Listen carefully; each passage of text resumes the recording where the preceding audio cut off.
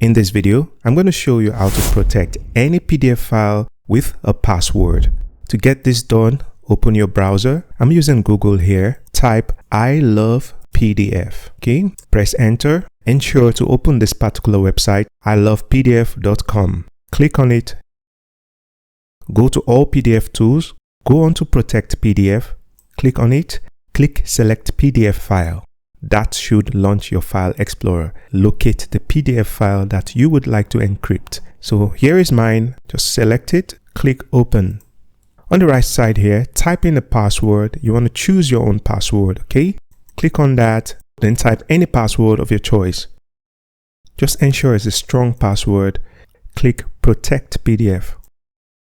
Click download protected PDFs. If you return to the file location, if you or anyone try to open the PDF, it's going to require a password. So just type in your password. Then only will you be able to gain access to the PDF file. So that is the simple way to protect and encrypt your PDF file. If you find this video helpful, smash the like button and subscribe to this channel. That's all for now. See you in the next one.